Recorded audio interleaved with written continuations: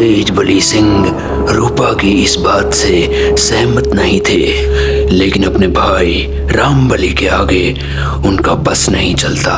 उसकी बातों का मान रखते हुए और उसके मुंह से सच्चाई सुनने के लिए पूरे गांव और साथ ही पंचों को भी ये खबर भिजवा दी जाती है कि सरपंच तेज बली के घर सबको एकत्रित होना है।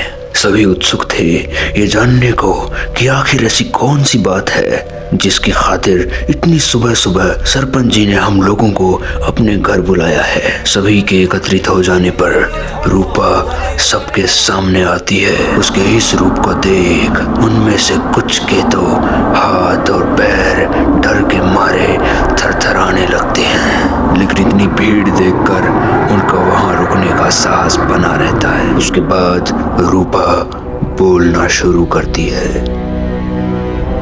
देखिए, आपको हमसे डरने की कोई भी जरूरत नहीं है।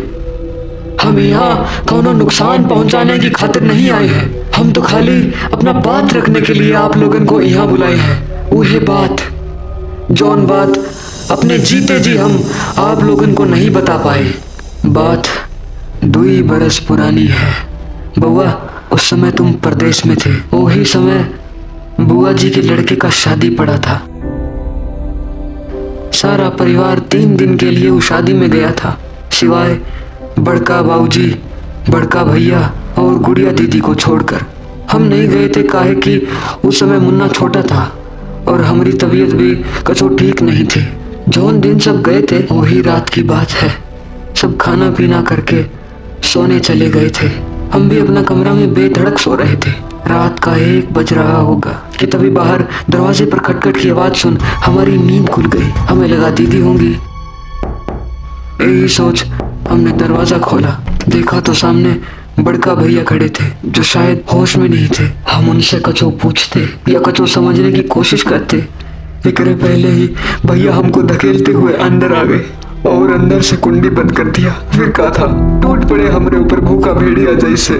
हम चिल्ला रहे थे, उनसे हमने असमत की भीख मांग रहे थे, उनको अपने और बुआ के रिश्ते की दुहाई दे रहे थे, लेकिन सब व्यर्थ। उनको नहीं समझना था और वो नहीं समझे। दुख तो यही बात का है, गुड़िया दीदी जिनका कमरा हमारा कमरा से सटा हुआ था, वो तक हमारी मदद करने नहीं आई, और जब आई तब बहुत देर हो चुकी थी। हम लुटे पिटे रोते हुए गए थे बाबूजी के पास, लेकिन उन्होंने हमारी एक नहीं सुनी। हम कहते रहे कि हम सच कह रहे हैं, बाबूजी हमारी बात का विश्वास कीजिए, लेकिन अपने बेटे को बचाने की खातिर उन्होंने उल्टा हमें ही चरित्रहीन और उल्टा करार दे दिया। हमने भी कह दिया कि ये बात हम सबको बताएंगे। ये बात पर उन्होंने आश्वासन देकर सवेरे पंचायत बुला इंसाफ देने की बात कहे हमें अपने कमरे में भेज दिया। हम कमरे में गए तो मुन्ना जगा हुआ था और भूख से रो रहा था। हम उनको गोदी में लेके चुप कराने लगे ही थे कि तभी तीनों हमारे कमरे में घुस गए। गुड़िया दीदी के हाथ में मिट्टी का तेल था।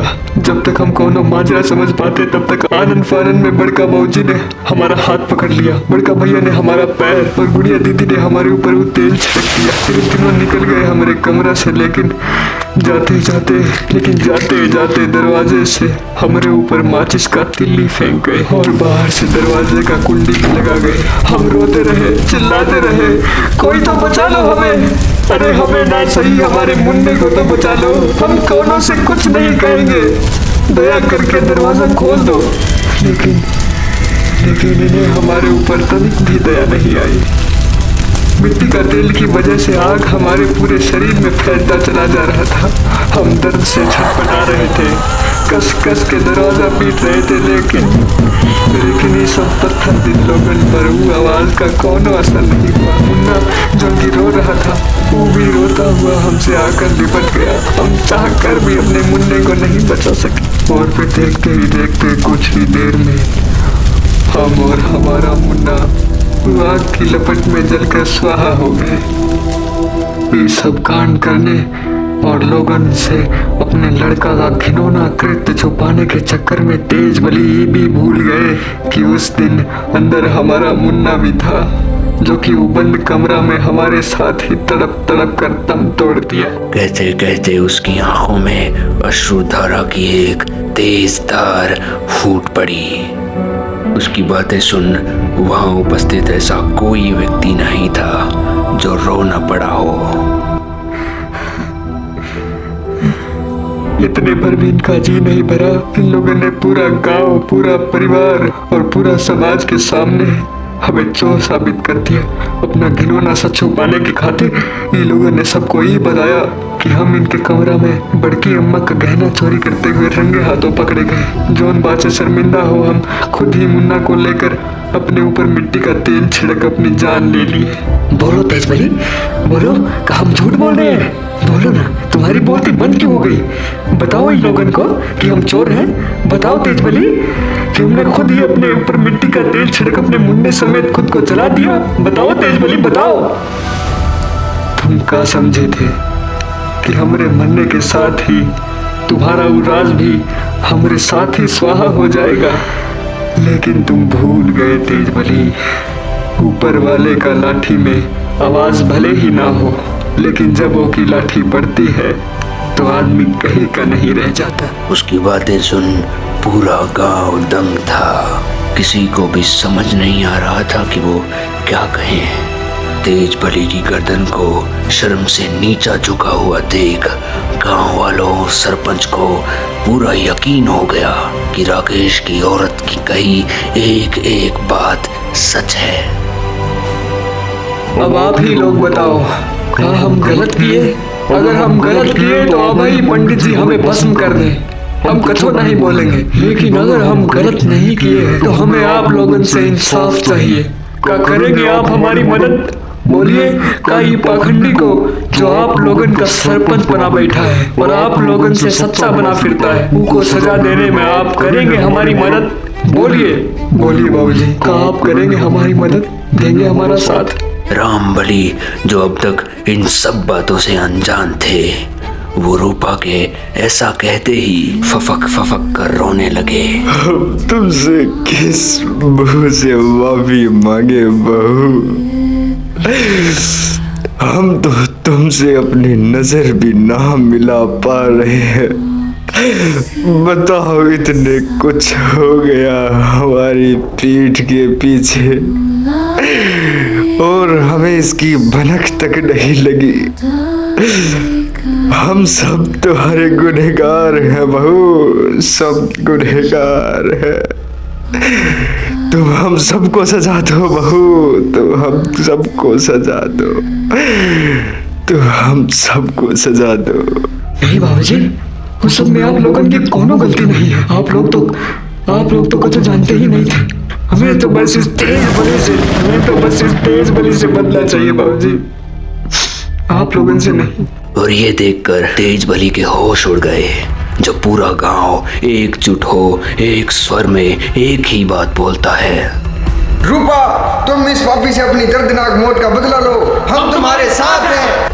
इतना सुनते ही तेजबली के हाथ पैर फूल जाते हैं। वो तुरंत रूपा के पैरों पर गिर पड़ता है और अपने किए की माफी मांगते हुए कहता है,